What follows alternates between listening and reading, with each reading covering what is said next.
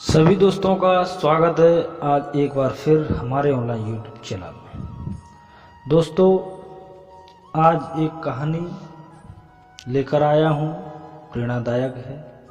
इससे हम और आप कुछ सीख सकते हैं, कुछ प्रेरणा ले सकते हैं। और आज की कहानी हमारी कि हम लोग जो अपने जीवन में कुछ कर्म करते हैं वो कर्म अच्छे हैं या हम लोग सुंदर दिखाई देते हैं, यानी सुंदरता अच्छी है। सुंदरता वर्सेस कर्म। तो इसको हम आइए जानते हैं एक छोटी सी कहानी के माध्यम से। शुरू करते हैं हम। और ये कहानी एक कोए की है। एक बार क्या हुआ, एक कोहा सोचने लगा कि पंछियों में मैं सबसे ज़्यादा कुरूप हूँ। न तो मेरी आवाज़ ही अच्छी है और न ही मेरे पंख सुंदर हैं। मैं काला कलूटा हूँ। ऐसा सोचने से उसके अंदर हीन भावना भरने लगी और वह दुखी रहने लगा। एक दिन एक बगुले ने उससे उसकी उदासी का कारण पूछा। तो कौवे ने कहा कि भैया, तुम इतने सुंदर हो, गोरे चिट्टे हो, मैं तो बिल्कुल श्याम वर्ण का हूँ। मेरा तो जीना ही बेकार है, इसलिए मैं उदास उदास रहता हूँ। इस पर बगुला बोला, दोस्त, मैं कहाँ सुंदर हूँ। जब मैं तोते को देखता हूँ तो मैं यही सोचता हूँ कि काश मेरे पास भी हरे हरे पंख होते, लाल लाल चोंच होती, तो मैं भी बहुत सुंदर लगता।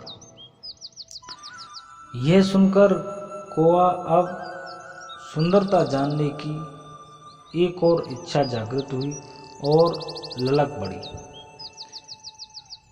ऐसा सोचने के बाद वह तोता के पास गया और बोला कि तोता भैया, तुम इतने सुंदर हो, तुम तो बहुत खुशते होते होगे जब अपने आप को स्वयं को पानी में देखते होगे।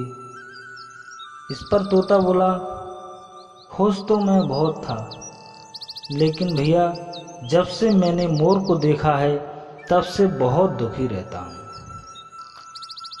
क्योंकि वह बहुत ज़्यादा सुंदर होता है। इस पर कौवा बड़े आश्चर्य में रहा और सोचने लगा कि इससे भी सुंदर कोई है। और कौवा वहाँ से उड़कर मोर को ढूंढने चला गया। जंगल में जब कहीं मोर नहीं मिला तो जंगल के पंछियों ने बताया कि सारे मोर चिड़ियाघर वाले पकड़कर ले गए। कौवा उड़ता उड़ता चिड़ियाघर पहुँच गया। वहाँ उसने देखा कि एक पिंजरे में मोर बंद है।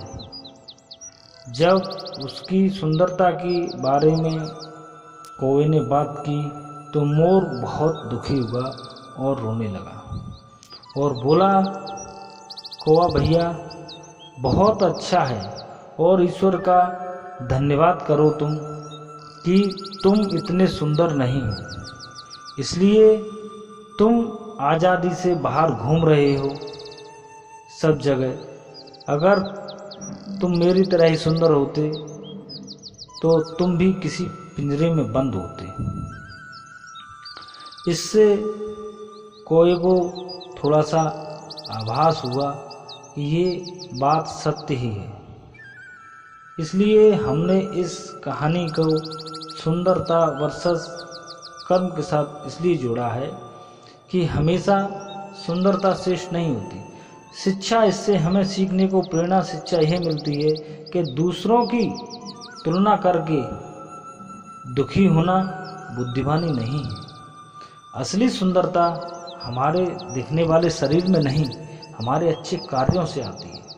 इसलिए अपने जीवन में कभी भी दूसरे को सुंदर देखकर दुखी ना हो, बल्कि ये सोचें कि वो सिर्फ बाहर से सुंदर है और आप अंदर और बाहर दोनों सुंदर हो। क्योंकि सोच सुंदर, व्यक्तित्व सुंदर, व्यक्ति सुंदर, वही व्यक्ति समाज में श्रेष्ठ होता है और श्रेष्ठ पाता है और समाज में उसकी वैल्यू होती है जो अंदर से सुंदर होता है। यानी कि चित्र से सुंदर नहीं, चरित्र से सुंदर होना आवश्यक है। तो दोस्तों, आज की ये कहानी आपको कैसी लगी ये आप हमें कमेंट करके ज़रूर बताएं।